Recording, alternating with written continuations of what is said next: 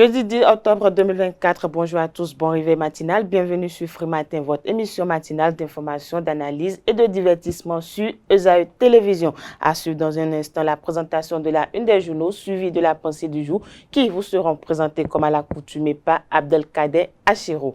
Juste après sa présentation, vous aurez droit au bulletin matinal et la page des sports. Le bulletin matinal sera une présentation de Anaël Dohou au sommet. Le Conseil des ministres s'est tenu hier mercredi 9 octobre 2024. Le ministre des Affaires étrangères a lancé un appel à tous les ressortissants béninois au Moyen-Orient. Quelques citoyens béninois s'expriment sur le choix de la consommation des produits importés. Le père Anicéyan parle du mois d'octobre dans l'église catholique. La page des sports sera une présentation de Larios Adjagbenon au sommet en handball. Le 45e championnat d'Afrique des clubs champions Maroc 2024 démarre ce jour. Éliminatoire Coupe d'Afrique des Nations Cannes Maroc 2025, les Guépards du Bénin préparent activement leur double confrontation face au Rwanda. La définition du jour sera présentée par Quentin Amoussou. Aujourd'hui, il nous fait découvrir l'expression dévoiler le pot au rose. Juste après sa présentation, Atifa Olafa nous donne quelques astuces pour lutter contre les pieds d'athlètes. Comme à l'accoutumée, vous aurez droit aux prévisions astrologiques d'après le message des astres recueillis pour vous, amis internautes. Les natifs du signe Lion paraissent les plus méritants ce 10 octobre, amis du 10 signe.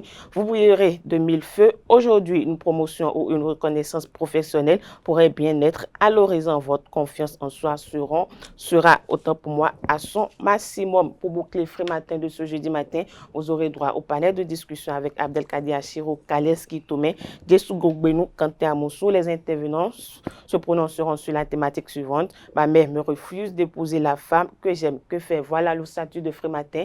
On retrouve sans plus tarder Abdelkader Achiro pour la présentation des journaux.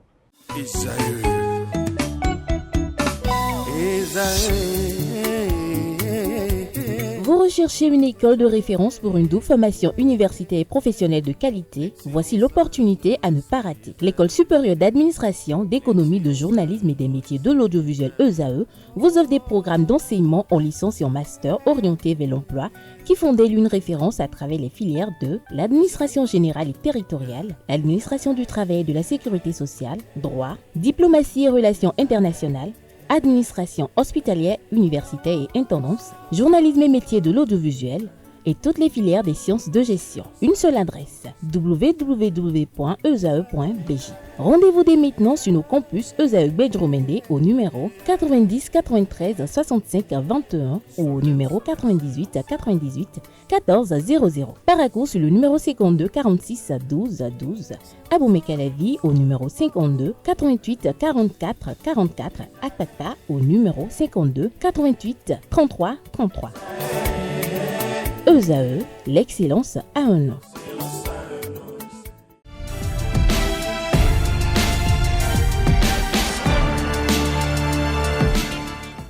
Bonjour chers amis internautes, le quotidien béninois d'information générale et d'analyse L'Informateur ce matin en manchette nous titre 46e conférence de l'Union parlementaire africaine, les propositions des députés béninois. Le Cana écrit que les députés béninois n'ont pas fait une balade de santé à N'Djamena. Ils ont brillé au pupitre de la 46e conférence de l'Union parlementaire africaine par des discours percutants et des propositions à la fois réalistes et pertinentes.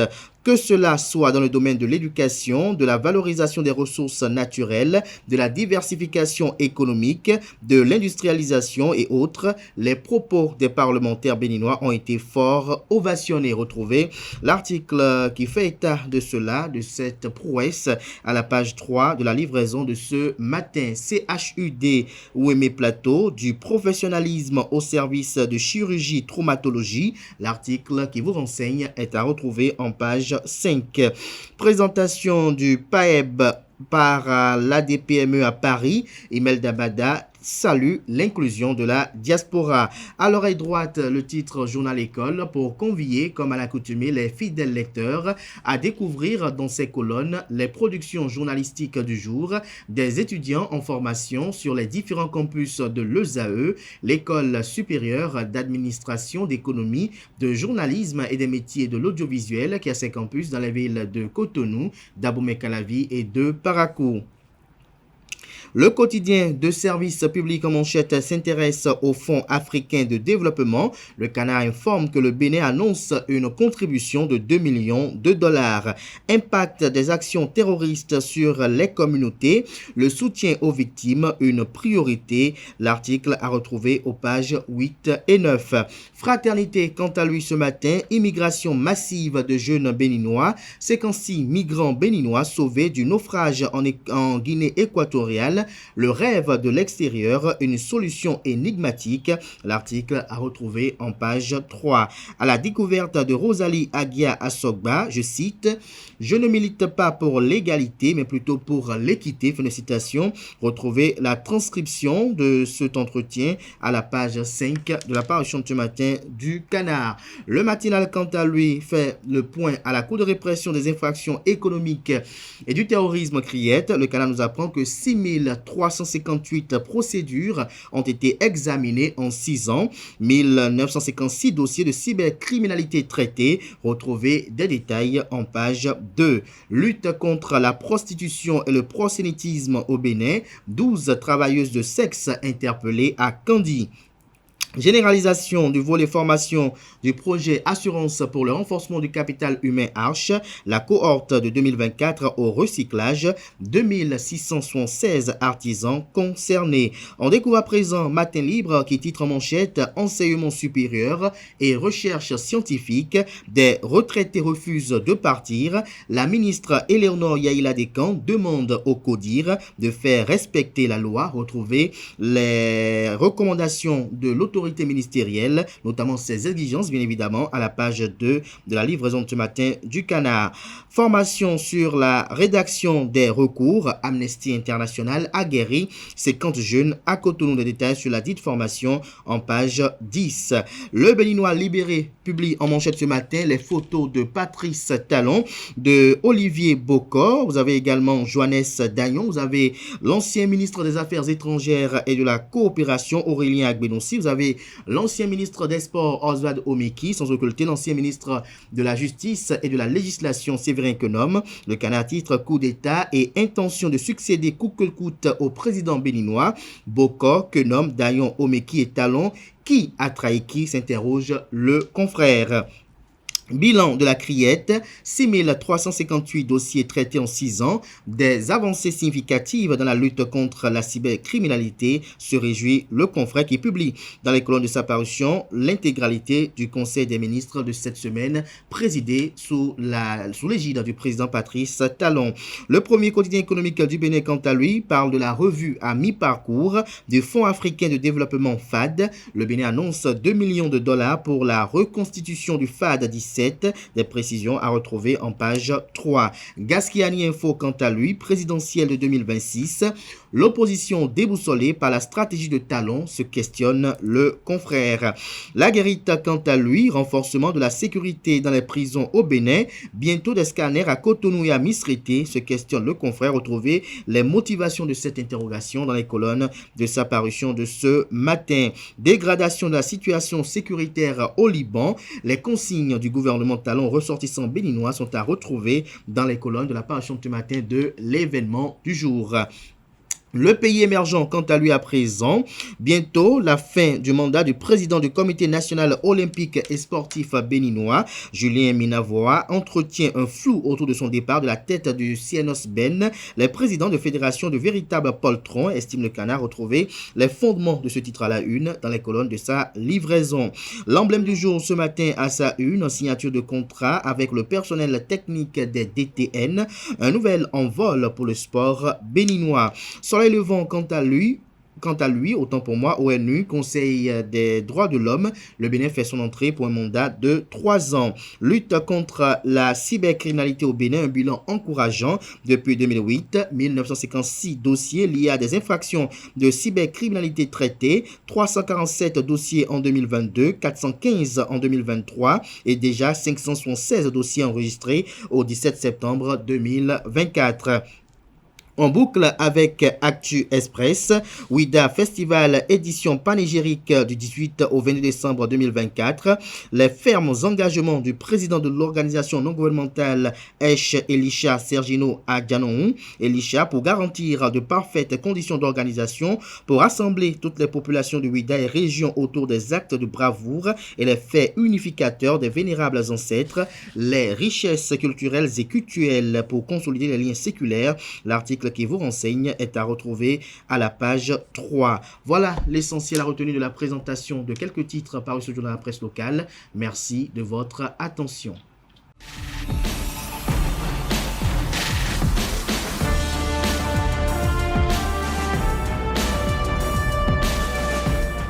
La pensée du jour, c'est avec Abdelkader Assirou. Bonjour. Bonjour à vous, Nasrine Fatoumbi. Vous allez bien ce matin? Ça va. Alors, que dit la pensée de ce jeudi des tontons? La pensée du jour, chers amis internautes, bonjour à nouveau. La vie ne nous donne pas toujours ce que nous désirons et notre plan ne sera jamais celui de Dieu. Ne pas l'admettre serait vivre dans un conte de fées. Il arrive de se sentir vraiment mal, découragé et tout seul à des moments donnés de notre existence au regard du caractère soudain et inédit de certaines épreuves. Il arrive de se sentir si impuissant, sans force ni confiance en soi, abattu et tétanisé par des événements malheureux qui s'enchaînent. Malgré tout, soyez convaincus du fait que chaque situation douloureuse qui survient, aussi chargée de méfaits soit-elle, contient toujours un pan positif. Il y a toujours un message, soit elle éprouve la loyauté ou la fidélité d'un proche, soit cette situation constitue le point d'ancrage vers des lendemains heureux et glorieux, ou encore elle pourrait être un signe prémonitoire. Chers amis internautes, peu importe à quel point vous êtes déçus, ayez foi qu'un jour, tout changera et ces mauvais moments entreront dans les annales de l'histoire. Ces larmes du passé laisseront place à des moments heureux et toutes les fois où vous avez été jugé à tort, maltraité, bafoué, délaissé, humilié, un beau jour, le bon Dieu vous récompensera avec beaucoup d'amour et ce, au-delà de vos peines. Peut-être qu'aujourd'hui, ça ne va pas. Chers amis internautes, gardez espoir que demain ou les jours suivants, vous aurez des jours meilleurs et un soleil plus reluisant s'élèvera sur votre vie. Rassurez-vous, Dieu a un plan pour tout un chacun. Laissez la vie se manifester à travers l'alternance de ces saisons. Merci à Abdelkader Assirou pour cette petite pensée pleine de leçons. Une petite conclusion pour nos amis internautes. La petite conclusion, c'est peut-être de demander à nos amis internautes qui peut-être par ces temps-ci traversent des moments au cours desquels des mots ne sont pas à même de penser ces plaies-là. Ces moments où parfois des personnes ne sont pas à même peut-être de nous apporter la compassion conséquente, leur dire simplement que d'avoir foi, qu'on a connu bien pire, et même si c'est le pire qu'on pense connaître à présent, de se dire que si on a connu aujourd'hui bien pire, demain on connaîtra peut-être meilleur que ce qu'on a connu comme meilleur déjà dans notre vie. Et donc il faut se dire que tant qu'on vit, comme on le dit toujours, il y a de l'espoir, et tant qu'on n'est pas enveloppé dans un linceul, tant qu'on se lève chaque matin de son lit, avoir à l'esprit que la vie est un combat sans état d'âme des humains, malgré votre bon cœur. Il faut évoluer dans les... Je voudrais quand même être un peu modéré, mais il faut évoluer dans la cruauté humaine, si je peux le dire ainsi. Et si vous me permettez, peut-être pour conclure, j'aimerais bien quand même reprendre, parce que j'ai eu quand même à buter un peu sur certaines phrases. Je disais, chers amis internautes, pour reprendre une dernière fois pour vous, que la vie ne nous donne pas toujours ce que nous désirons et notre plan ne sera jamais celui de Dieu. Ne pas l'admettre serait vivre dans un conte de fées. Il arrive de se sentir vraiment mal, découragé et tout seul à des moments donnés de notre existence, au regard du caractère soudain et inédit de certaines épreuves. Il arrive de se sentir si impuissant, sans force ni confiance en soi, abattu et tétanisé par des événements malheureux qui s'enchaînent. Malgré tout, soyez convaincus du fait que chaque situation douloureuse qui survient, aussi chargée de méfaits soit-elle, contient toujours un pan positif. Il y a toujours un message, soit elle éprouve la loyauté et ou la fidélité d'un proche, Soit cette situation constitue le point d'ancrage vers des lendemains heureux et glorieux, ou encore elle pourrait être un signe prémonitoire. Peu importe à quel point vous êtes déçu, ayez foi qu'un jour tout changera et ces mauvais moments entreront dans les annales de l'histoire. Ces larmes du passé laisseront place à des moments heureux et toutes les fois où vous avez été jugé à tort, maltraité, bafoué, délaissé, humilié, un beau jour, le bon Dieu vous récompensera avec beaucoup d'amour et ce, au-delà de vos peines. Peut-être qu'aujourd'hui, ça ne va pas, chers amis internautes, gardez espoir pour demain et les jours suivants. Rassurez-vous, Dieu a un plan pour tout un chacun.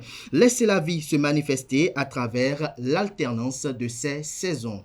Merci une fois encore Abdelkader Achiro pour cette pensée pleine de leçons. On se retrouve tout à l'heure pour le panel de discussion.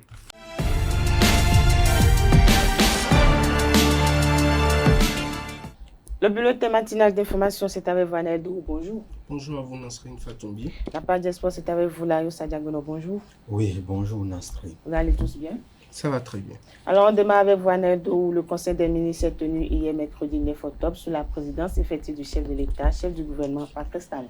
Effectivement, la session hebdomadaire du Conseil des ministres s'est tenue hier mercredi 9 octobre 2024, présidée comme à l'accoutumée par le chef de l'État, chef du gouvernement et président de la République, Patrice Talon. D'importantes décisions ont été prises au cours de cette assise. Suivez le point de ces différentes décisions et des communications au micro de Wilfried Léon Rungwiji, porte-parole du gouvernement.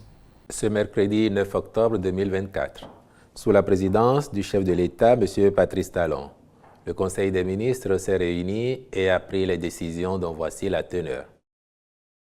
S'agissant de communication, en point 1, sélection des centres chargés de la formation des artisans béninois au titre de l'année 2024 dans le cadre de Arche Formation. Pour rappel, le volet formation du projet Arche vise le renforcement des compétences professionnelles des acteurs, prioritairement des artisans. Seront progressivement pris en compte ceux des autres secteurs de l'informel, avec pour finalité d'améliorer la qualité de leur production, conséquence de leur capacité globale à générer des revenus. À cet effet, pour pallier la rareté et l'inadéquation des centres de formation, ainsi que l'insuffisance de formateurs qualifiés dans les domaines définis comme prioritaires, il a été procédé en 2023 à la préqualification de certains d'entre eux, ce qui a permis de former 1720 artisans. De fait, une base de données de centres de formation de référence pouvant assurer les formations recherchées a été constituée avec l'appui des experts métiers internationaux dans les secteurs des énergies renouvelables photovoltaïques, du froid et de la climatisation, de la pâtisserie, de la boulangerie. Il en est de même de la transformation agroalimentaire, de la plomberie, de la mécanique automobile et de la transformation de lait de vache en fromage. C'est donc de ce répertoire que proviennent les centres retenus pour les formations à dispenser cette année au profit de 2676 artisans. En point 2, contractualisation dans le cadre du projet de construction d'un centre de transfert de déchets solides ménagers à Kogbato, à Cotonou. Le dit centre est un sous-projet du programme d'assainissement pluvial de la ville, dont l'exécution nécessite la réalisation d'une mission complète d'avant-projet sommaire, d'avant-projet détaillé, d'élaboration du dossier d'appel d'offres ainsi que du contrôle et de la supervision des travaux de sa construction, compte non tenu de la réalisation d'une étude d'impact environnemental et social. En marquant son accord pour la contractualisation irrelative, le Conseil a instruit le ministre du Cadre de vie et des Transports, chargé du développement durable, de veiller à la bonne exécution du cahier des charges. Au chapitre des mesures individuelles, sur proposition des ministres respectifs, les nominations ci-après ont été prononcées. Au ministère du Cadre de vie et des Transports, en charge du développement durable, directeur général des eaux, forêts et chasses, M. Adjakou Akoutan Adjenda. au ministère de l'Agriculture, de l'Élevage et de la Pêche. Directeur général de la Société béninoise de développement des semences végétales et des plants, M. Balbir Singh. Au ministère des Affaires sociales et de la microfinance. Secrétaire générale adjointe du ministère, Madame Sakinato Gambari Imoru Adegute. Directrice générale des Affaires sociales, Madame Nadège Aoga. Conseil technique au suivi des projets, M. Bruno Gbehento. Directeurs départementaux ainsi qu'il suit. Atakora, M. Bertin Ndakwagu. Atlantique, Madame Mélanie Asogba. Borgou, Madame Koteina Noma Setei. Colline, Madame Geneviève Arao. Koufo, Monsieur Nicolas Egui. Donga, Madame Elodie Gounou-Kora. Littoral, Monsieur Noah Agbafa Padonou. Mono, Monsieur Étienne N. Noupo. Et puis Zou enfin, Madame Ariane Adjolohun. Le ministre des Affaires étrangères Olusegun Ajadi Bakari a lancé un appel à tous les ressortissants béninois au Moyen-Orient. Face à la dégradation de la situation sécuritaire au Moyen-Orient, le ministre béninois des Affaires étrangères, Olusegun Bakari, a lancé un appel à tous les ressortissants béninois. C'est à travers un communiqué de presse en date du 8 octobre 2024. Suivez plutôt. Le ministère des Affaires étrangères de la République du Bénin, vivement préoccupé par la dégradation continue de la situation sécuritaire au Liban, appelle avec insistance tous les ressortissants béninois à s'abstenir de se rendre dans ce pays. Le ministère invite également tous les Béninois résidant actuellement au Liban à saisir l'opportunité des derniers vols commerciaux encore disponibles pour quitter sans délai le pays et regagner le Bénin. Pour ceux qui ne sont pas en possession de leurs documents de voyage, le ministère les encourage à solliciter un laissez-passer et autorisation parentale pour des enfants de moins de 18 ans qui leur permettra d'effectuer leur voyage dans les meilleures conditions. Ces services sont disponibles sur le portail de service public https://service-public.bj. Enfin, le ministère invite l'ensemble des Béninois vivant à l'étranger à s'inscrire gratuitement sur le portail e-diaspora au lien https://idiaspora.service-public.bj au registre des Béninois de l'extérieur afin de bénéficier de la protection consulaire et des diverses facilités administratives mises à leur disposition par le gouvernement. Pour toute demande de renseignements complémentaires, veuillez contacter le consulat honoraire du Bénin au Liban. Téléphone +961 3 655 008. Le ministère des Affaires étrangères du Bénin. Téléphone +229 21 30 09 06. Email idiaspora@gouv.bj.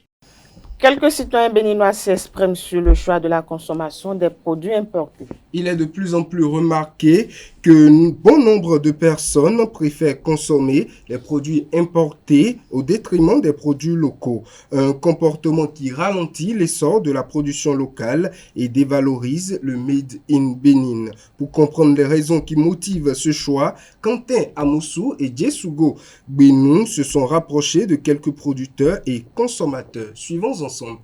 Je vais commencer par la qualité. Déjà, nous pensons que ceux qui viennent d'ailleurs est de la qualité. Nous voulons découvrir ce qui se passe là-bas au lieu de consommer ce que nous-mêmes nous produisons. On pense que non, ce n'est pas bon, ce n'est pas, comment dire, je ne sais pas, l'original. C'est un défaut et qu'il faut corriger tout de suite et qu'il faut maintenir le cap jusqu'à ce que les gens s'habituent à la consommation des produits fabriqués chez nous. Ce que nous produisons, c'est quand même bizarre. Ce que nous-mêmes nous avons chez nous, c'est plus cher que ce qui vient d'ailleurs. Et c'est ça, c'est parce que nous ne produisons pas assez qu'il n'y a pas que c'est cher en fait. Quand on regarde un peu les produits importés, la chaîne de production, comment ça se fabrique, comment ça vient juste sur nos commerces, on doit quand même se poser la question. C'est pourquoi, en ce qui moi me concerne, je préfère promouvoir la production locale. Parce que premièrement, elle est plus bio, la production locale, elle est plus bio, elle est plus saine et plus agréable à déguster. Le chauvinisme dont nous devons faire preuve nous oblige à consommer ce que nos compatriotes produisent. Donc ce qu'ils produisent chez nous, ce qui se produit chez nous, n'a rien à envier à ce qui vient de l'extérieur, puisque nous avons appris à faire les choses et nous nous battons pour les réaliser. Il faut qu'il y ait des consommateurs pour nous encourager à faire davantage et à même à dépasser ce qui vient de l'extérieur. C'est une question de psychologie. On pense souvent que l'importé est meilleur que le local, alors que c'est tout à fait le contraire. Je vais expliquer une petite chose. Chez nous en Allemagne, on nous parle de produits bio. Mais dans le même temps, quand on produit quelque chose de bio à côté, dans l'autre surface, il y a un producteur peut-être qui utilise des engrais. Mais quand il pleut, l'eau, c'est la même eau qui va encore nourrir les produits qu'on dit bio. Alors qu'ici, on utilise moins d'engrais. Et nos productions sont plus saines. C'est pourquoi moi je préfère local. Après, il a acheté quelques produits béninois qu'il va ramener en Grèce. Et notamment, il nous a montré tout de suite un des t-shirts qui est un des labels importants du Bénin parce que ça a été fabriqué à la zone franche, à Glodjigbe. Et également par cette structure qui a mis un design extraordinaire pour accompagner également cette promotion du Bénin à travers le titre qui a dit « Un monde de splendeur pour le Bénin ». En consommant ce qui est produit, même si ce n'est pas encore la qualité totale, il faut d'abord commencer par consommer ça afin de donner les moyens aux producteurs de pouvoir acheter ces emballages-là qui plaisent. Or, ce n'est pas l'emballage qui fait le produit. C'est le produit même qui est important. Des citoyens parlent du cancer du sein. Effectivement, 10e mois de l'année, octobre, c'est le mois dédié par excellence à la lutte contre le cancer de sein, d'où le mois d'octobre rose. Le cancer de sein est un mal qui touche en grande partie les femmes. Ce mois d'octobre est dédié à la sensibilisation de la population sur les bonnes pratiques à adopter pour prévenir le mal. Que pensent les citoyens sur le sujet et que faire donc pour sa prévention? Élément de réponse dans ce propos recueilli réalisé par Jessugo Gbenou et Quentin Amoussou. Lorsqu'on parle du mois d'octobre, ça me fait penser à la lutte contre le cancer du sein. Pour lutter contre cette maladie, d'abord, nous les femmes, il faut palper souvent les seins pour voir s'il n'y a pas de boules à l'intérieur. Et je vais recommander aux hommes d'aider les femmes aussi à souvent le faire. La solution est simple. Les papas doivent travailler. Il faut sucer. Les gens disent souvent qu'il faut sucer les seins, qu'il faut têter souvent les seins et tout. Bon, je ne sais pas si c'est vrai ou c'est juste la blague. Nous dirons juste à nos frères de bien palper, disons, et de permettre à nos mamans, à nos soeurs, de ne vraiment pas aller vers cette maladie qui fait ravage, qui est le cancer des seins. Et puis bon, désormais avec ce mois d'octobre rose, on ne connaîtra plus de ces genres de maladies en fait. À force de vous amuser avec les seins, genre vérifier s'il n'y a pas de boule en fait. Le lait, ce lait-là, c'est d'abord pour papa avant d'être pour... Combien de temps l'enfant suit ce lait? C'est juste 6 mois. Et tout le temps qu'il laisse. C'est très important. Mes soeurs, moi je les invite à se laisser faire. Parce que c'est un truc qui fait énormément du bien. Non seulement ça fait du bien et ça prévient également contre cette maladie appelée le cancer. Le père Anisénian Vie parle du mois d'octobre dans l'Église catholique. Le mois d'octobre dans l'Église catholique est considéré comme le mois du rosaire. Dans toutes les paroisses, les méditations du chapelet et du rosaire sont organisées durant tout le mois. C'est un mois favorable auquel les chrétiens doivent en profiter pour bénéficier de l'insertion de la Vierge Marie. Le père Anisénian Vie, directeur de la cellule de communication de la conférence épiscopale du Bénin, nous en dit davantage. Il est au micro de Francis Farami et de Nasrin Fatoumi. Le mois du rosaire est un mois dédié à la Vierge Marie dans la tradition de l'Église catholique.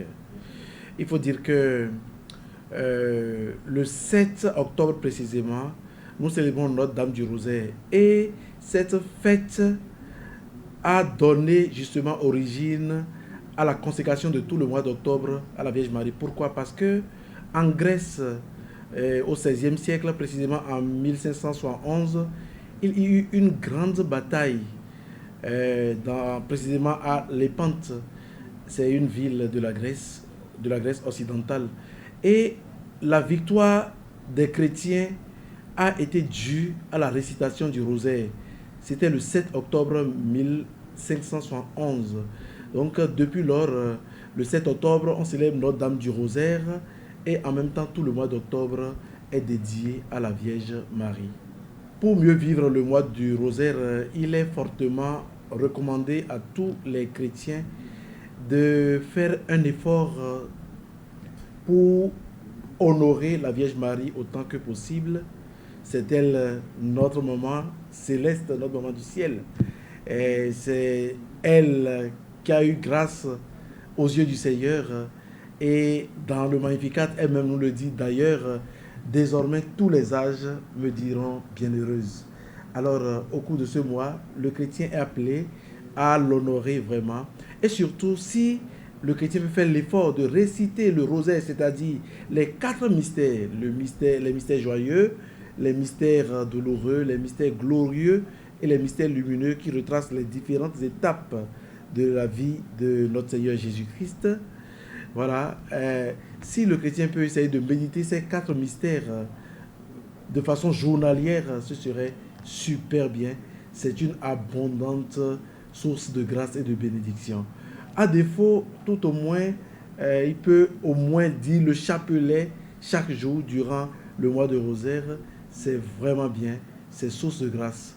Et c'est de cette façon que nous pouvons mieux vivre ce mois du rosaire. Le réalisateur marocain Hassan Bédjeloun donne des conseils aux jeunes cinéastes béninois. Le Maroc est l'invité d'honneur de la 4e édition des rencontres cinématographiques de Cotonou. Présent à cette cérémonie d'ouverture au Palais des Congrès de Cotonou le 5 octobre 2024, le réalisateur marocain Hassan Bédjeloun a évoqué l'engagement de son pays et a prodigué des conseils aux jeunes cinéastes béninois. Des propos recueillis par Carles Kitome. Le Maroc, c'est l'invité d'honneur et il y a une participation honorable de la part de monsieur l'ambassadeur et du Centre cinématographique marocain. Il y a la présence de 5 films, il y a 3 longs métrages et 2 courts métrages. La présence d'une délégation marocaine aussi qui se compose de 4 réalisateurs et d'un producteur et d'un représentant d'un festival de Khouribga, l'un des plus grands festivals d'Afrique.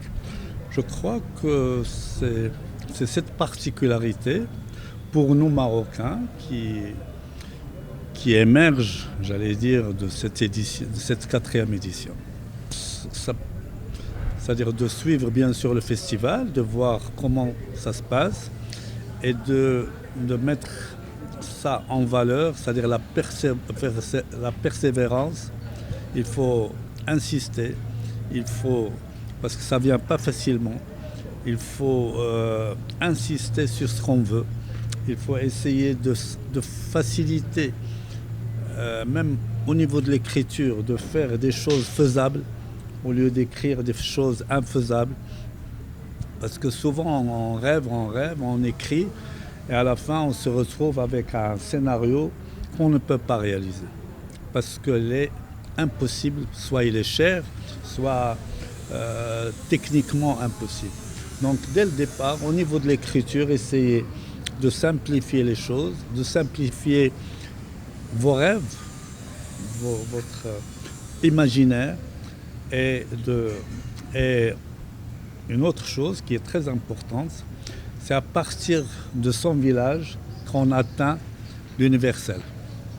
Il faut partir de chez vous, raconter des histoires de chez vous qui vous concernent. N'essayez pas d'imiter la France, ni l'Europe, ni les États-Unis. Essayez de raconter ce que vous sentez, parce que les Américains ne vont pas savoir filmer ce que vous allez filmer. La 8e édition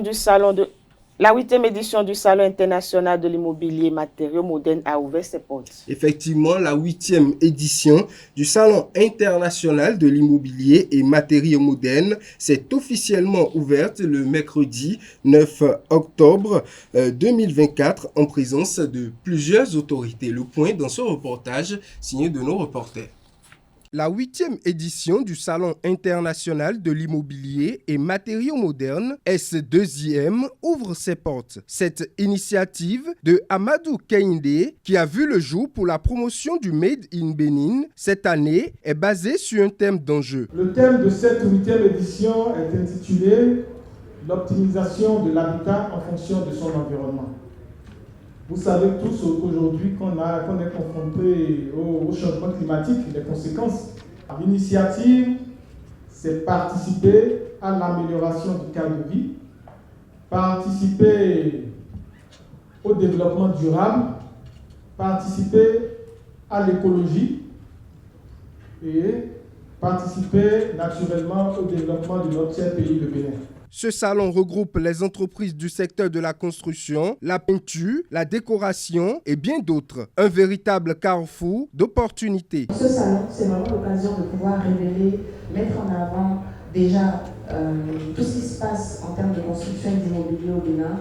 Nous avons énormément d'entreprises, il y a des usines, des industries qui produisent localement, que ce soit des matériaux de construction dérivés d'acier, en l'occurrence la SIAB. Pour l'importance qu'il représente, ce salon a depuis 2016 l'accompagnement du gouvernement béninois à travers le ministère du cadre de vie chargé des transports et du développement durable. Nous sommes heureux de constater que plusieurs entreprises, et pas des moindres, tant internationales que nationales, ont adhéré à cette merveilleuse idée et accompagnent le promoteur chaque année. Je voudrais à cette occasion inviter tout le peuple béninois à profiter de ce salon pour se procurer de matériaux de qualité et des prix promotionnels. Jusqu'au 15 octobre 2024, le salon est donc ouvert sur l'esplanade extérieure du Palais des Congrès. Il servira aux populations des conseils et des propositions dans le milieu de la construction. Merci à vous, Aneldo, pour cette présentation du bulletin matinal d'information. Vous restez avec moi. On retrouve Lario Sadiak-Benon juste après ceci pour la page des sports. Lario Sadiak-Benon, bonjour à nouveau. Oui, bonjour Nasrin Fatoumi. Nous démarrons cette page des sports par le handball. Le 45e championnat d'Afrique des clubs champions Maroc 2024 démarre aujourd'hui. Oui, effectivement, ça commence à l'Ayoun au Maroc. Et l'un des 3 représentants béninois sera sur les planchers cet après-midi. Il s'agit de Adidia Handball Club, vice-champion du Bénin 2024, qui va s'opposer à Méchal d'Éthiopie. Ce sera à partir de 15h. Quart de finaliste lors de l'édition 2023. Les militaires rêvent d'aller plus loin dans ces 45e championnats d'Afrique des clubs champions.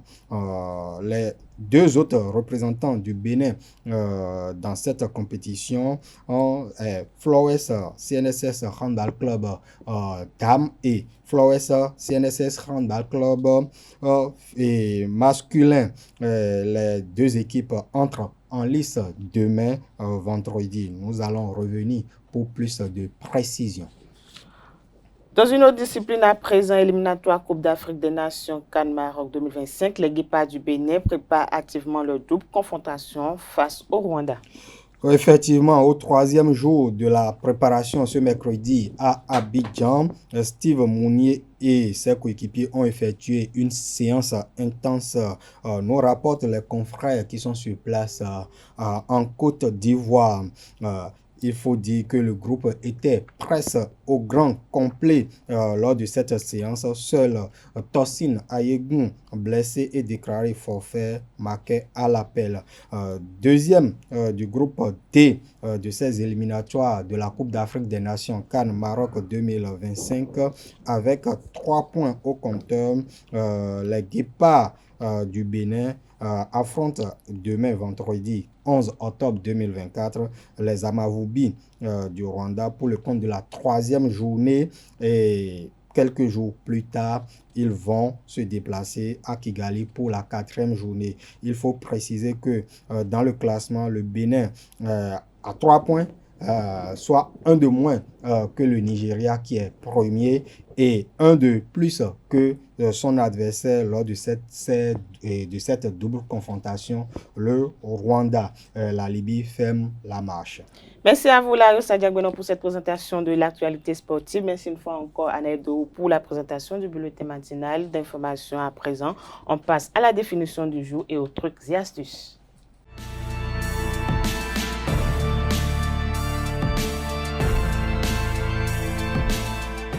La définition du jour, c'est avec vous, Quentin Amoussou. Bonjour. Bonjour, Nancy Fatou. Les trucs et astuces, c'est avec vous, Atifa Lafa. Bonjour. Bonjour à vous, Nancy Fatou. Vous allez tous bien? Ça va, mon grâce. Oui, ça va. Vous avez bonne mine ce matin, vous deux. Hein? Ah oui. Pourtant, moi, j'ai passé une mauvaise nuit. Qu'est-ce qui s'est passé? Je ne sais pas, j'avais un sommeil un peu agité. Peut-être je réfléchissais trop, mais vous pensez à quoi? Beaucoup. À rien de particulier. Rien de particulier, ça va aller. Alors, on démarre avec vous, Quentin Amoussou. Aujourd'hui, vous nous faites découvrir l'expression dévoiler le pot aux roses.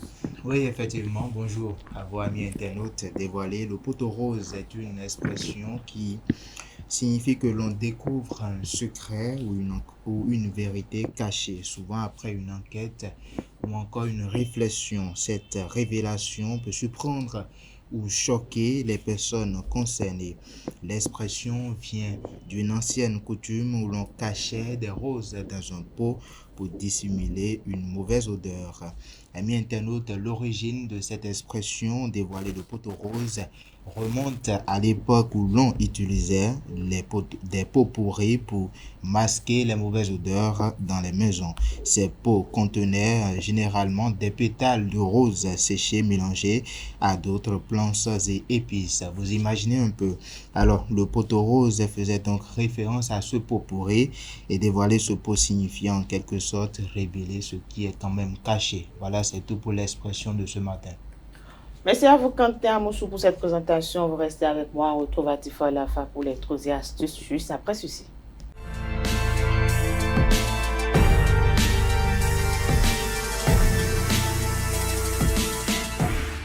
Atifa Lafa, bonjour à nouveau. Bonjour à nouveau, Nancy.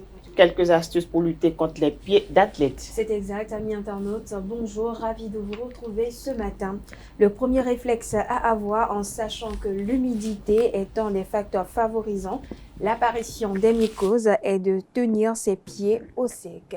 Pour cela, je vous propose quelques astuces à utiliser pour éviter les pieds d'athlètes. Première astuce, dans les lieux publics comme les piscines, les douches publiques ou au sauna, évitez de marcher pieds nus et utilisez plutôt des claquettes. Deuxième astuce, portez des chaussures bien aérées et des chaussettes en coton. 3. Nettoyez régulièrement les sources de contamination externes comme les sols, les serviettes, les tapis de bain et désinfectez-les en cas de contamination. Il est également très important d'appliquer certaines règles d'hygiène et d'utiliser des sprays en prévention des mycoses. 1. Lavez vos pieds. Il est essentiel de les sécher de manière rigoureuse en n'oubliant pas les espaces entre les orteils. Appliquez une poudre antifongique ou du talc à l'intérieur de vos chaussures ou directement sur vos pieds afin d'absorber l'humidité. Dans des situations à risque, utilisez un spray protecteur qui prévient l'apparition des mycoses sur les pieds et dans les chaussures. Amis internautes, notez que le traitement doit être effectué pendant au minimum 1 mois.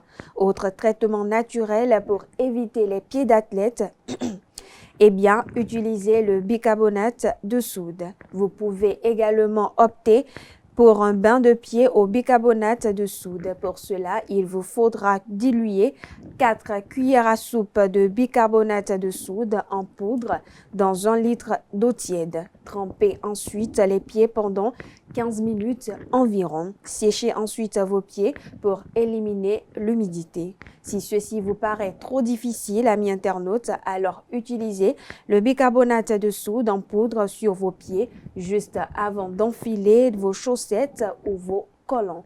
Voilà, chers internautes, c'est tout pour l'astuce du jour. Merci et à demain. Merci à vous aussi, Atifa Lafa, pour cette présentation de quelques astuces. Merci une fois encore, Quentin Amoussou. On se retrouve tout à l'heure pour le panel de discussion. Fruit Matin se poursuit, amis internautes. À présent, on passe aux prévisions astrologiques.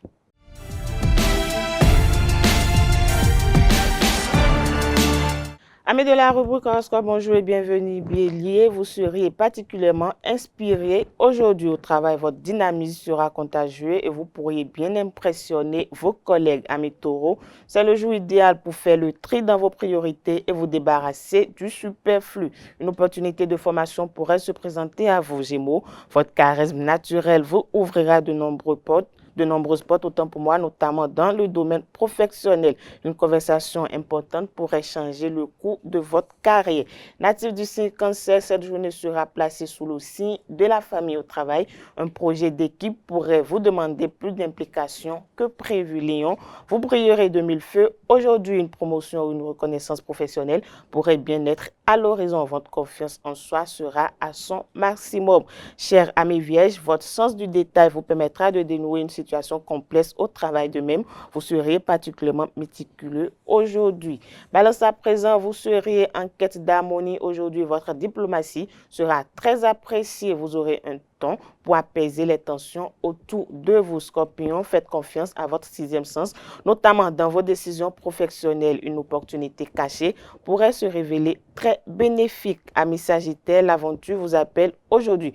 Votre soif de découverte sera à son comble au travail. Vous pourrez vous voir confier un projet stimulant qui vous fera sortir de votre zone de confort. Si vous êtes du signe Capricorne, vous serez focalisé sur vos objectifs aujourd'hui. Votre détermination vous permettra d'avancer à grands pas vers vos buts professionnels. Avant-dernier signe du zodiaque, Verseau, bien évidemment, vos idées novatrices pourraient bien révolutionner votre environnement de travail. N'hésitez pas à les partager. Poisson, pour finir, vous allez nager dans un océan d'émotions aujourd'hui. Votre sensibilité sera exacerbée, ce qui vous permettra de comprendre les besoins non exprimés de votre entourage. Voilà, c'est tout pour le message des astres de ce jeudi matin. On passe à présent au panel de discussion avec Abdelkader Achiro, Quentin Amoussou, Dessou Gogbenou et Kales Kitoma.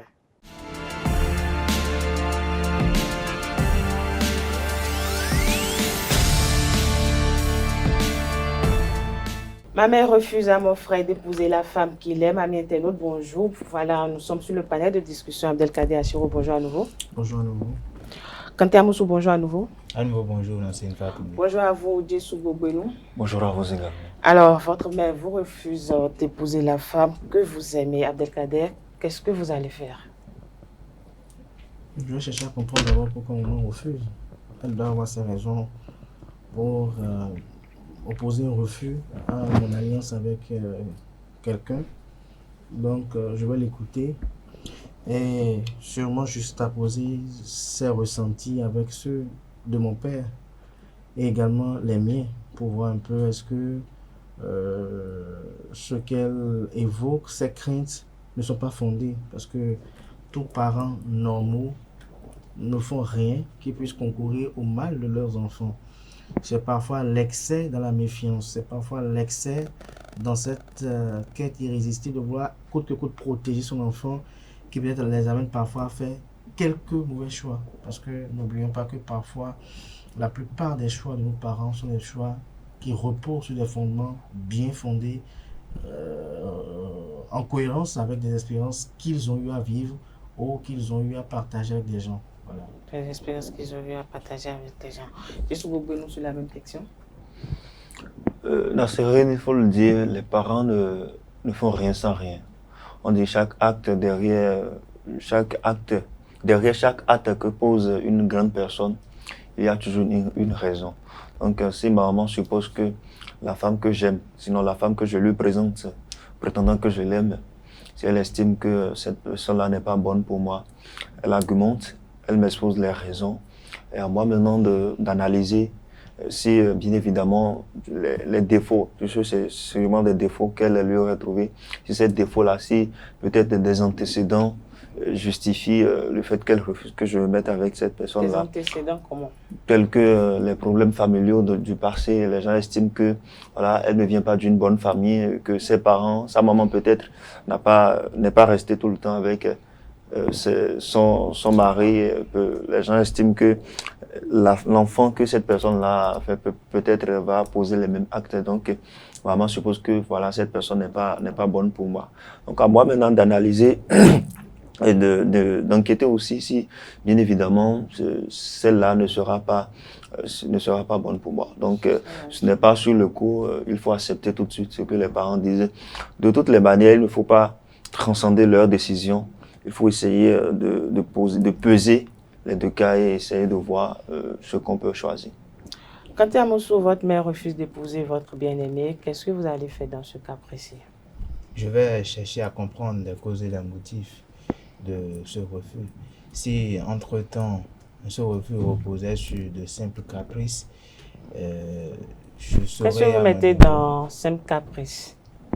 Parfois, les mamans, juste parce que la tête peut-être ne plaît pas, elles peuvent quand même vous dire tout simplement qu'elles n'aimeraient pas que vous épousez cette femme. Encore que là, je me dis, après, lorsque vous essayez de la convaincre, de la ménager un peu, elle peut revenir à la raison. Mais parfois, il y a des raisons qui sont, que je trouve fondées, en tout cas pour eux, hein, parce que si cela ne tenait qu'à moi, je vais essayer de ménager. Il a soulevé une raison tout à l'heure. Ailleurs, on parle de racisme. Chez nous, je ne saurais comment le qualifier, mais il y a ces problèmes d'ethnie là, des histoires déjà passées, de vieilles histoires quand même que les parents ramènent sur la table, ou encore déjà dans la famille, à certaines personnes, on ne leur a pas fait comprendre tout de suite qu'ils n'ont pas le droit d'aller épouser la femme de tel village. Mais après, c'est quand ils reviennent avec cette femme-là que les problèmes refont surface. Et ça constitue de réels problèmes parce que à cause de ça, on vous l'interdit, on peut quand même jusqu'à aller vous renier. Donc, je pense que, comme il a dit, il y a des raisons, mais parfois aussi, il faut essayer de les ménager et de les faire entendre raison parce que c'est vous qui avez choisi votre femme. Oui. Vous savez pourquoi vous l'avez choisie. Vous pouvez autant vous tromper et autant ils peuvent aussi se tromper. Donc, je pense que le mieux, c'est de comprendre les motifs, les causes et essayer d'inviter, pourquoi pas même des personnes en qui elle a confiance ou encore des gens qui ont d'audience auprès d'elle pour lui faire comprendre les choses comme vous les voyez. Avec Adé, vu que nous sommes tous nés d'un père et d'une mère, et si votre père était d'accord avec la situation présente, qu'allez-vous faire dans ce cas? Déjà, il faut faire comprendre que nous sommes africains et dans la plupart des us et coutumes africaines, il y a quand même certaine légitimité qui est beaucoup plus accordée à la mère qu'au père parce que, par exemple, lorsque vous allez dans le plateau d'Abomey, on vous dit qu'on peut avoir des doutes ou émettre des doutes sur votre paternité, mais pas sur celle qui vous a enfanté parce qu'on sait véritablement qui est allé en salle. Et si c'est véritablement voilà, donc ça il n'y a pas de doute à ce niveau-là. Et donc les propos d'une mère sont prépondérants dans votre destinée. Et lorsque je prends par exemple la religion islamique, puisque moi je suis musulman par exemple, dans l'une des hadiths on dit le prophète demande Allah, par exemple, à qui je dois faire beaucoup plus de bien, il dit Umuka, il dit Souma, il dit après elle, il dit Umuka, il dit encore et après elle. À 3 reprises, il dit ta mère, c'est la 4e fois qu'il dit ton père. Ça dit que quoi? La mère, elle est quand même très prépondérante, et donc il ne faut pas chercher souvent à avoir d'embrouille avec sa maman. Il faut parfois dire oui, même si parfois on sait que bon, voilà ce qu'elle est. Mais très généralement, c'est très rare qu'on ait des parents qui soient mal inspirés sur les enfants. Parce que n'occultez pas une chose, nous qui nous tenons debout ici aujourd'hui, nous sommes la résultante de leurs faits. Déjà, le lieu où votre grossesse a été conçue, le jour où vous êtes sortis, les noms qu'on vous a donnés, les premiers pas, les premiers bains qu'on vous a donnés, tout cela conditionne votre existence dans la vie. Et donc, c'est pas pour rien qu'on dit souvent que nos parents sont nos dieux sur terre. Et lorsque nos dieux sur terre arrivent à émettre des commentaires sur quelqu'un avec qui on veut rester, on ne peut pas prendre ça à la légère pour estimer, par exemple, que on a fait un choix. Mais toutes les raisons ne sont pas fondées, hein, ne sont pas toujours fondées. Il y a des raisons banales. Permettez à Abdelkader d'aller au bout. Toutes les raisons, par exemple, elle voit que bon, la fille, elle est arrivée avec ses caprices. Elle suppose que, au lieu de se réveiller, peut-être elle est arrivée dormir là, pour une fois, d'accord, chez vous. Et au lieu de se réveiller peut-être à 5h ou bien à 4h30 du matin pour faire ses toilettes, excuse-moi un peu, elle ne s'est pas réveillée un peu plus tôt, elle était concentrée sur son téléphone jusqu'à 7h avant de se réveiller. Et là encore, elle n'est pas allée faire ses premiers besoins.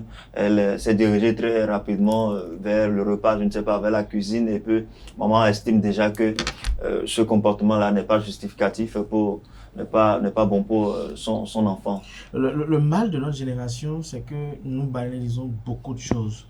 Ce qui fait que notre génération meurt en silence et meurt très tôt. Je crois qu'on a déjà fait ce débat une fois ici, oui.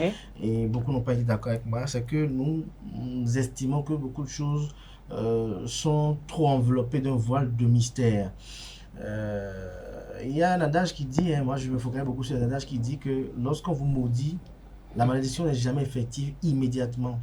Ça prend du temps pour être effectif. Et donc, tous les pas que nous posons parfois, c'est-à-dire, vous pouvez rencontrer, je donne par exemple un exemple simple. Par exemple, hier, par exemple, on avait un prêtre de Fa qui était ici. Moi, je rentre dans ce qu'on appelle, dans la religion islamique, le Torobi, qui est aussi l'équivalent du Fa. Et là-bas, on dit par exemple qu'il peut vous arriver un bien, par exemple, où vous vous sentez parfois très heureux, c'est-à-dire vous avez de l'argent, vous construisez une maison, mais on vous dit au moment où vous allez avoir ce bien que c'est un mauvais bien, il ne faut pas y aller vers.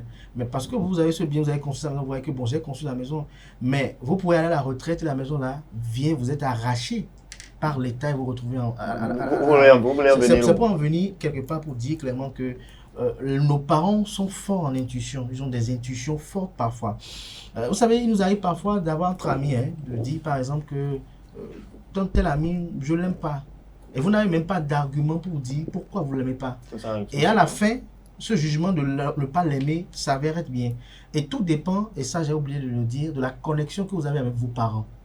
Parce que lorsque maman m'a déjà dit ne fais pas ceci, tu auras déjà eu à expérimenter pour savoir quand maman me dit ne fais pas, voilà les conséquences. Quand papa me dit ne fais pas, voilà les conséquences. Parce que ça c'est clair. Chacun de nous, s'il a été attentif dans sa vie, doit savoir lequel de mes parents, quand il me déconseille quelque chose, tout marche bien.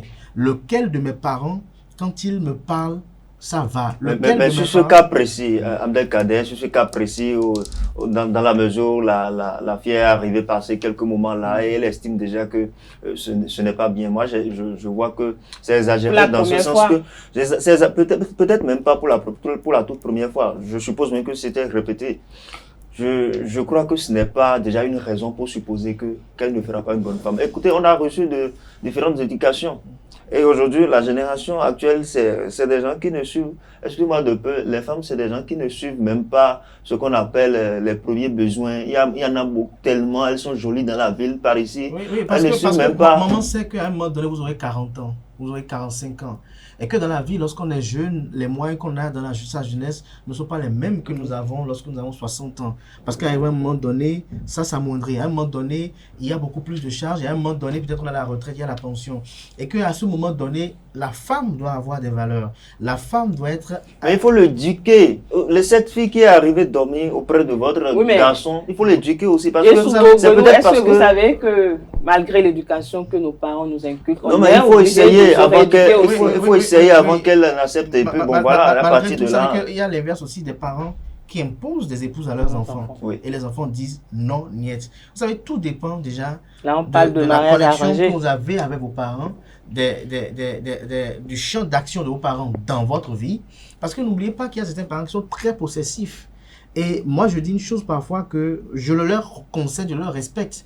Parce qu'il y a des parents qui estiment que j'ai fait des sacrifices pour te scolariser, j'ai pas été un parent irresponsable, j'ai tout fait pour que tu sois là où tu es là aujourd'hui, et donc la moindre erreur peut m'être fatale. Hier, on a parlé d'un cas ici hier où cette mère a vu cet enfant, Dieu seul sait comment elle a fait pour que cet enfant se retrouve en Europe pour ses études. Dieu seul sait, c'est pas même à coup de dette que cet enfant était envoyé, et juste peut-être, je dis une bêtise, peut-être, ça peut être à cause d'un moment d'égarement que elle est partie ainsi. Et donc, le parent tout le temps est sur le qui-vive. Qui va rester à côté de mon enfant pour... Je vous donne une petite anecdote aussi pour finir.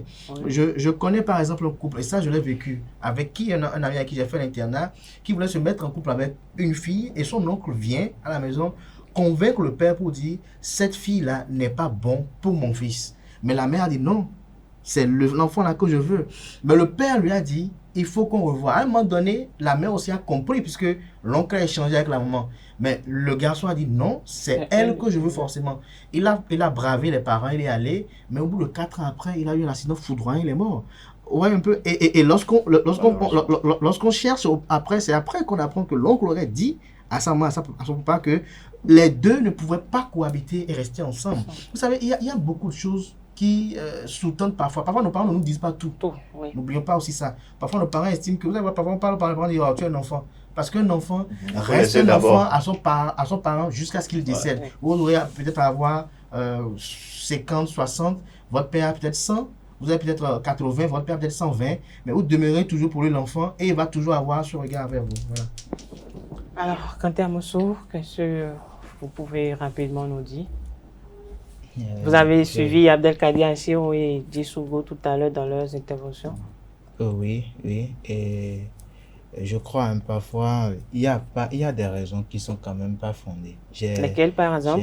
Je peux raconter l'histoire d'un couple que j'ai entendu parler. Le jeune homme, il galérait, il a rencontré une nouvelle fille et c'est même le père de la fille qui l'a aidé à se lancer dans ses activités et ça marchait bien. Un jour, il est allé au village voir sa daronne, enfin sa maman, et cette dernière s'est opposée radicalement. Enfin, elle a bien accueilli la fille d'ailleurs, et ça allait bien. À un moment donné, elle a juste demandé, tu es originaire d'où? Et quand elle a dit, bon, c'est fini, c'est là que tout a commencé. Là, c'est un problème d'ethnie. Voilà, justement. Et parfois, je me dis, est-ce qu'il ne faut pas un peu voir au-delà de ce que nous voyons. Enfin, il ne faut pas laisser certains problèmes de côté parce que de la même manière, ce refus-là d'épouser la femme qu'un jeune homme aime peut être aussi avantageux que rempli d'inconvénients parce que si c'est vraiment celle que le jeune homme, non seulement il aime, mais que Dieu lui propose et que la maman, fortuitement, bon voilà, encore que si peut-être c'est la seule qui vit encore et que vous êtes obligé de l'écouter, ça devient encore compliqué. Parce qu'elle est à la fois votre mère, elle est à la fois votre père. Est-ce que vous allez la décevoir? Parce que en allant épouser cette femme-là, c'est que vous vous mettez dans la tête que je ne peux plus aller voir. Parce qu'il y a des mamans, tu refuses. D'accord, vas-y, il y en a, tu refuses, d'accord, vas-y, fais ce que tu veux, mais tu restes mon fils quand même. Mais il y en a, ne viens plus me voir, je ne veux plus te voir chez moi, ne m'appelle plus, ne prends plus de... Je ne veux plus l'argent que tu m'envoies. Donc vous voyez, ça devient compliqué. C'est un peu comme si vous vous soustrayez tout de suite de la vie de votre mère et en choisissant une femme. Alors, il y a plusieurs questions qu'on se pose. Est-ce que ça vaut le coup?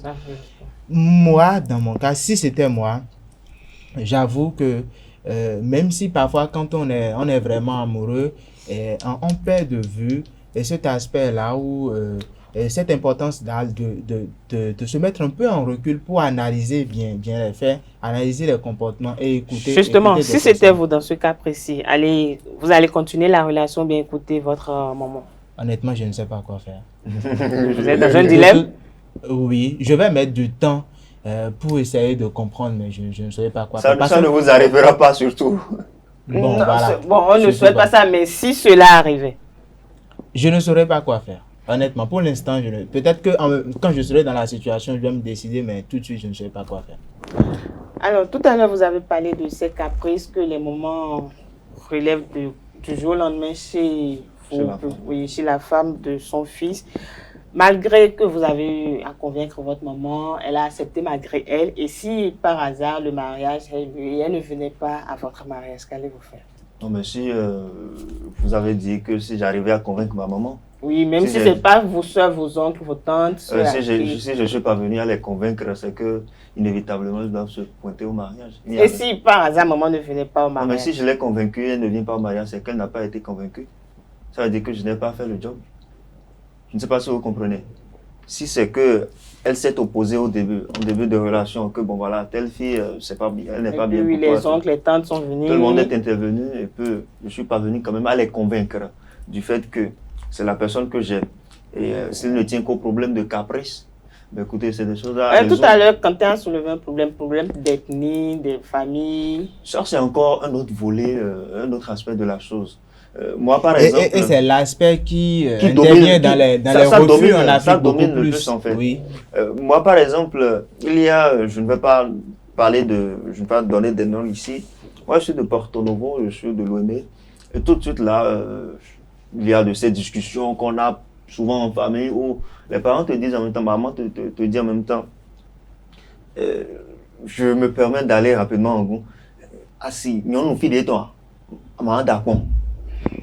La femme de telle région, tu ne vas pas te mettre avec. C'est aussi des histoires du passé où on estime que la femme une personne qui vient de telle région... C'est seulement des histoires du passé ou bien, bon, vous voyez, nos parents, on dit très souvent dans ma langue que même si l'enfant se met sur 4 à 5 tabourets, si le vieux est assis par terre, ce que le vieux voit, l'enfant... Voilà, il y a les personnes âgées qui voient de plus loin. Voilà.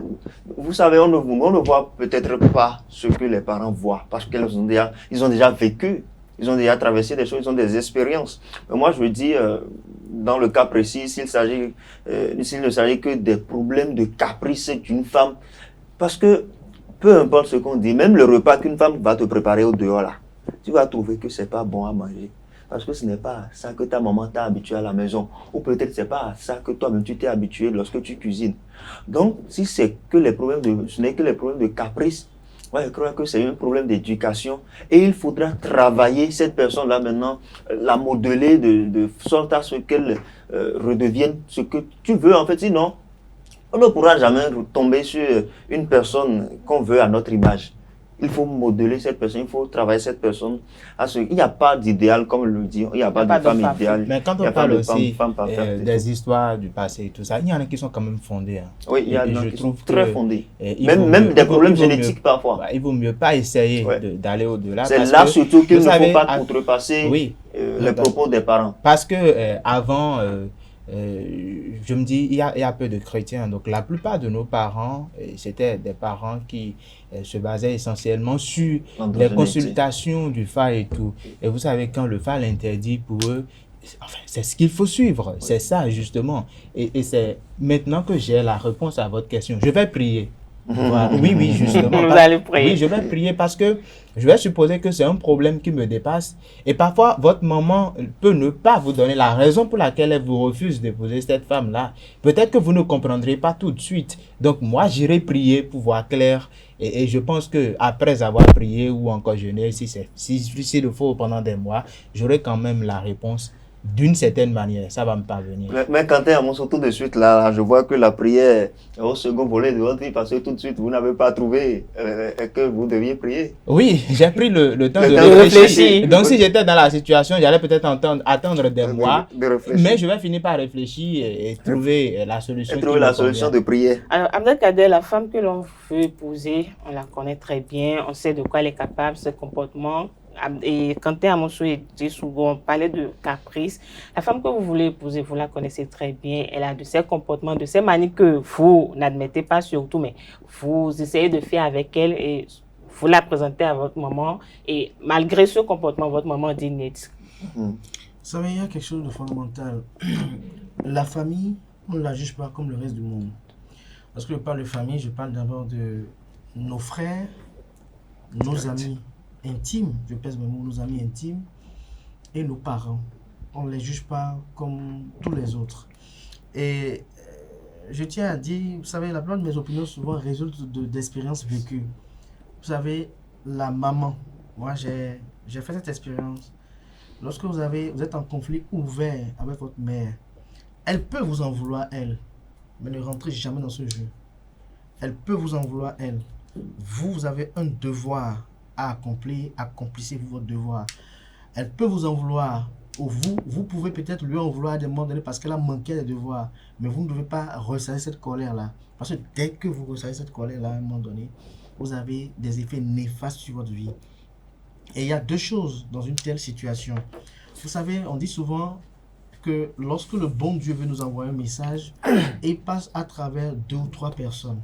Soit notre épouse, si on est marié, ou nos enfants, ou peut-être nos parents, ou nos amis les plus proches. Il n'y a rien à faire. Ce qui vous arrive parfois dans la vie, vous allez voir qu'il y a toujours quelqu'un qui vous avertit. Ça peut être dans une blague, quelque chose, quelqu'un vous dit attention, vous alerte en fait. Et donc, ça peut être une alerte divine qui vient. Et tout à l'heure, Quentin parlait de la consultation du phare. Moi, j'ai très bien l'expérience de dire à nos amis, ou à mes amis aussi, que ce qui n'est pas perceptible dans le visible, l'invisible le révèle toujours. Et parfois, certaines révélations ne nous paraissent pas convaincantes parce que on regarde ce qui est dit et on dit, bon, c'est pas ça, il n'y a pas une raison avec la réalité. Parce que lorsqu'on vous dit que cette femme n'est pas bonne pour vous, elle peut être bonne pour vous parce que lorsque vous allez avec elle, vous avez beaucoup d'argent. Mais est-ce que vous allez vivre longtemps? Vous voyez un peu? Elle peut être bonne pour vous, vous aurez peut-être une longévité, mais est-ce que... Elle peut ne pas être bonne pour vous parce que vous aussi, vous allez créer un problème aussi à vous, à elle-même. À elle-même. Et donc, il y a tout ça que le parent... Ça, c'est les simples propos de la maman ou bien du phare?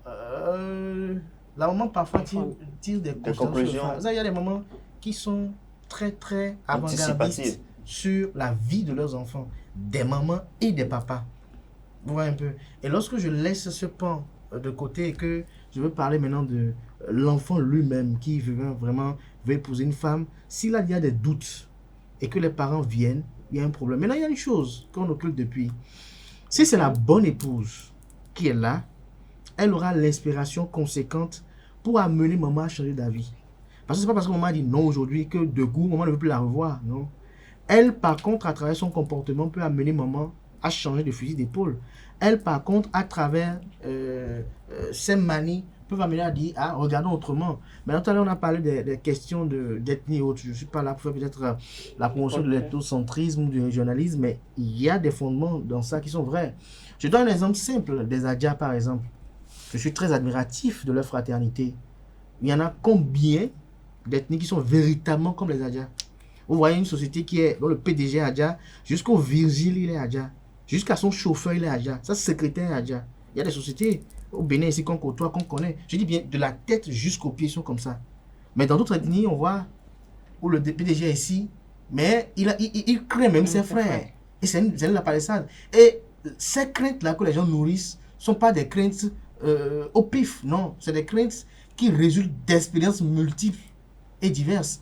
Et vous allez voir généralement que ce qui nous amène parfois à dire que ce n'est pas avéré, vous allez voir que c'est souvent ceux qui n'ont pas grandi dans le milieu, qui n'ont pas grandi avec les gens du milieu, qui n'ont pas copié les manies du milieu, qu'on éventuellement dit, ah, mais quand même, lui, il est de là-bas, mais il est différent. Lui, il est de là-bas, il est différent. Il a grandi comment là-bas? Il n'est pas resté là-bas. Vous voyez un peu? Et donc, chaque milieu sociologique, regardez par les gens du Nord, par exemple.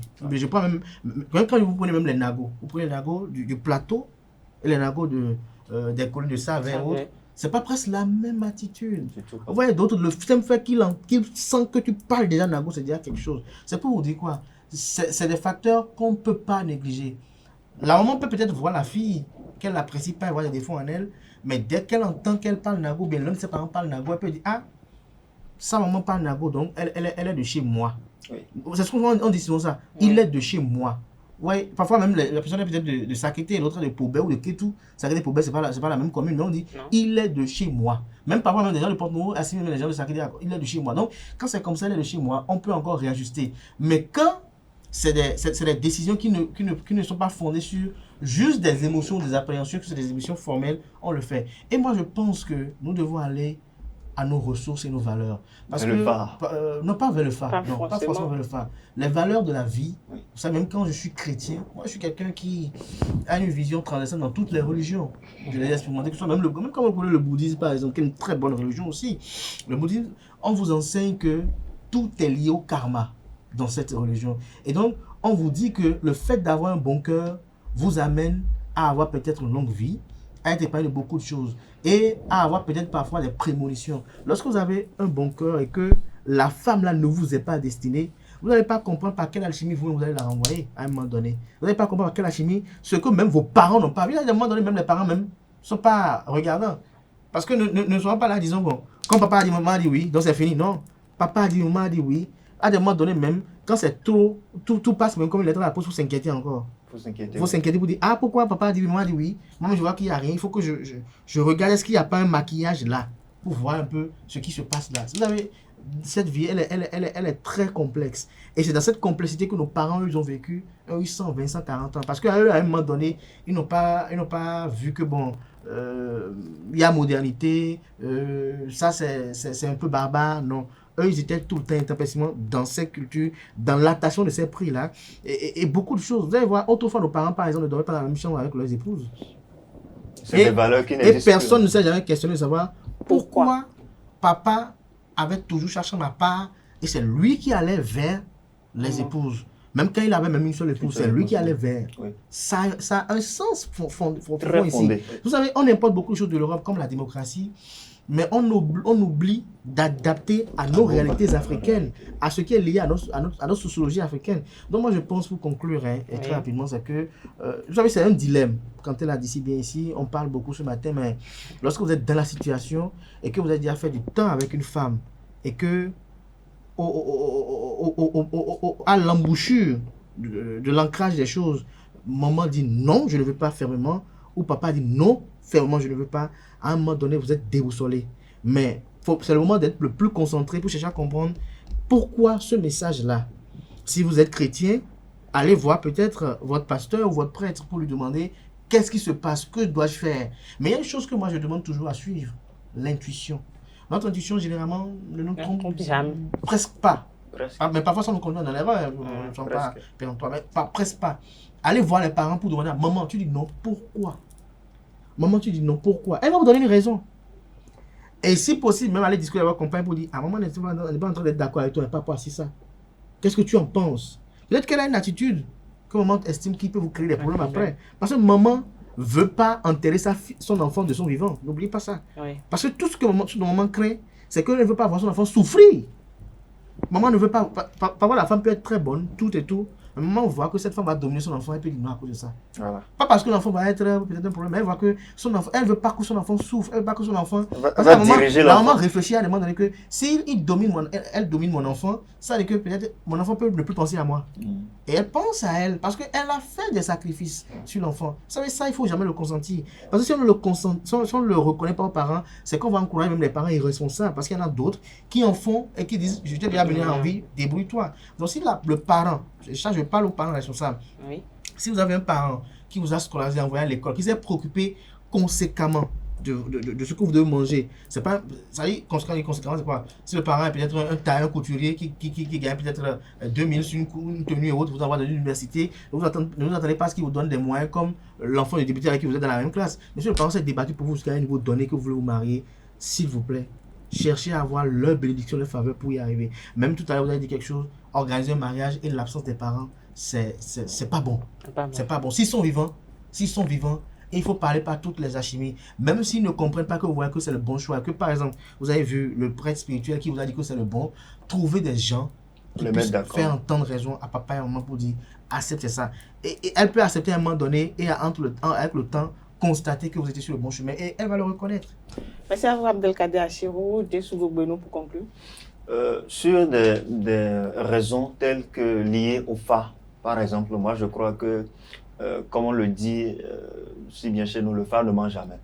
Donc, si peut-être c'est à partir d'une consultation que la maman estime que telle personne n'est pas bonne pour vous. Mais il faut savoir aussi le lire. Hein. Très bien. Parce que, je vais le dire en griffe, moi, j'ai vécu une telle situation où maman, elle est restée catégorique là-dessus. Pourquoi vous avez attendu aussi longtemps avant de nous raconter? Vous en savez quelque chose? Non, pas du tout. Il aime fouiner dans la vie de... Par Quentin, c'est l'instinct du journaliste et moi je ne suis même pas. Allez-y très rapidement. Elle est restée catégorique là-dessus. Telle personne, telle fille qui vient te voir, je ne te veux pas avec elle. Parce que selon moi, elle va te dominer. Déjà, c'était quelqu'un qui était un peu plus âgé que moi. De 2 ou 3 ans, je crois, dans le temps. Donc, elle a été catégorique. Donc, pour vous, l'âge compte en amour, une petite pour parenthèse. moi, ça ne posait pas de problème. Mais pour vos parents? Jusqu'au jour où je la présente à ma maman. Elle a estimé que, voilà, parce qu'elle me dépasse en âge, déjà, elle va me dominer. De 2 ans. Et puis, allez vous imaginer que non seulement elle me dépassait en âge, mais elle faisait plus de taille que moi. Elle était potelée, donc c'était un gros problème. Un problème quelque part au lit, c'est ça? Non, mais elle était gérable. D'accord, vous aurez compris. Merci à vous. Qu'est-ce qu'il a fait à la fin? Non, mais moi, je n'ai pas outrepassé. Moi, je n'ai pas outrepassé. L'adhésion de ma maman, je n'ai pas outrepassé ça. Vous avez mis fin à la relation? Je lui ai pris ma clé, et puis c'est fini. Vous avez pris votre clé? C'est une manière facile. C'est une manière facile. Non, c'est une manière facile de mettre fin à une relation, récupérer la clé de votre porte et puis... Non, mais moi je trouve que dans votre situation, vous avez quand même pu aller chercher un peu loin pour comprendre pourquoi maman refusait vraiment. Parce que si ça ne tenait qu'à l'âge, 2 ans de plus... Non, mais elle a posé ses raisons que je ne suis pas obligé de vous soumettre. Bon, ok, d'accord. Revenant maintenant à la situation, au débat du jour, moi je crois qu'il ne faut pas outrepasser les décisions des parents. Ça fait un. Mais il ne faut pas également les suivre bêtement. Comme Quentin l'a dit, tardivement, il faut chercher à prier. Si on est croyant, il faut chercher à discuter. Et peut-être, s'il ne tient qu'aux raisons de caprice, il faut essayer de rééduquer, de remodeler à votre manière. Alors, Quentin, pour conclure? Je vais juste essayer de me répéter. Quand un problème vous dépasse, vous confiez à quelqu'un qui vous dépasse. Donc, je vais prier tout simplement et je vais demander aux amis internautes s'ils se retrouvent actuellement dans ce genre de situation, parce que c'est possible. Il y a peut-être des gens qui se retrouvent dans ce genre de situation. Et s'ils sont croyants, qu'ils aillent prier. Et s'ils ne sont pas croyants et qu'ils ont ce qu'ils adorent, mais qu'ils aillent vers pour consulter et avoir la bonne formule à adopter. Regardez, un petit mot. La meilleure des choses, c'est comprendre quel est le fondement ou les fondements du refus. Une fois que le diagnostic est trouvé, juger de la pertinence du diagnostic. Et une fois ce jugement obtenu, prendre une décision qui s'impose. Je dis bien qui s'impose parce que ça peut être la décision qui met en péril des années d'investissement, parce qu'une relation, c'est beaucoup d'investissement, tant au plan financier, matériel qu'humain. Il faut voir ce qui a gagné à l'avenir, parce que, comme je vous l'ai dit tout à l'heure, de l'autre côté, quand on vit, on peut rebâtir ce qui est détruit. Et si ces raisons-là ne sont que les 2 ans d'âge, le physique, moi honnêtement, je ne vais pas prier. Hein. Oui, si vous allez laisser passer. Si ce n'est que ça. Tout à l'heure, il disait par exemple que maman ne l'a pas voulu lui dire. Oui. Peut-être que maman, par exemple, il y a des parents, c'est là où je le disais un peu, je le taquinais un peu pour dire il faut savoir lire le phare. Si par exemple, dans le phare, par exemple, on a dit, la maman, elle est peut-être comme ton enfant, il doit se marier, là, il faut pas qu'il aime une femme qui soit plus grande que lui. Quand on va dire plus grand que lui, dès que la maman va voir, elle sera hystérique. Vous n'êtes pas aller chercher. Ça, c'est pour me tuer. Vous n'êtes pas aller chercher. L'endogénéité n'est pas dans ce sens. Ok, si, je ne perds pas de vue ces valeurs, mais vous n'êtes pas allé chercher. Vous avez repris la clé tout simplement. Peut-être parce que vous êtes allé chercher. Merci. Il vaut mieux. Non, mais il vaut mieux. Parce que, avec tout ce que nous disons, nous éduquons des gens, nous conseillons des gens. Donc, il ne faut quand même pas se lever du parce que maman a dit, bon, 2 ans. Et peut-être que maman n'a pas consulté. Et peut-être que maman n'a pas consulté. Mais vous savez que les parents ne sont pas obligés de consulter avant de nous. Non, mais si je dis, si ce n'est que... Oui, effectivement. Mais si ce n'est que ces 2 raisons-là, attendez, parfois vous rêvez et vous voyez que, bon, telle chose-là, il ne faut pas faire. Mais vous vous entêtez vous-même. Merci à vous, Quentin. Mais j'ai dit quelque chose tout à l'heure qui est important. Tout dépend de la relation qui est entre vous et le parent qui oppose le refus. Si le parent, là, chaque fois qu'il vous dit ne fais pas, Mamblo, et vous le faites, vous connaissez toujours le pied, il ne faut même pas aller chercher à fouiner, il faut oublier en même temps. Parce que même si vous fouinez qu'il y a des révélations qui s'avèrent être bonnes, le fait que le parent là a ce pouvoir de vous dire non, ça ne doit pas être et ça n'est pas. Il y a même d'autres. Ça va. Il y a même d'autres. Moi, je connais quelqu'un, il y a même d'autres qui vont jusqu'à traiter de leur maman de sorcier. Hein. C'était une petite parenthèse. Oui, bon, quand on dit quelqu'un est sorcier, c'est pas méchant parfois. Oui. Hein. Et puis la sorcellerie n'est même pas méchante. C'est l'utilisation qui est méchante. Ça, c'est vrai. Mais on va peut-être refaire revenir sur le débat. C'est important de rappeler quand même aux amis de ne pas reprendre la clé aussi facile. C'est trop facile, ça. Là. Merci à vous, Quentin. Merci une fois encore, Abdelkader Achirou. Merci, Dessou Bougbenou. Voilà, amis internautes, ainsi prend fin Frematin de ce jeudi matin. Merci de votre attention. Atifa à la fois vous donne rendez-vous demain pour le même plaisir.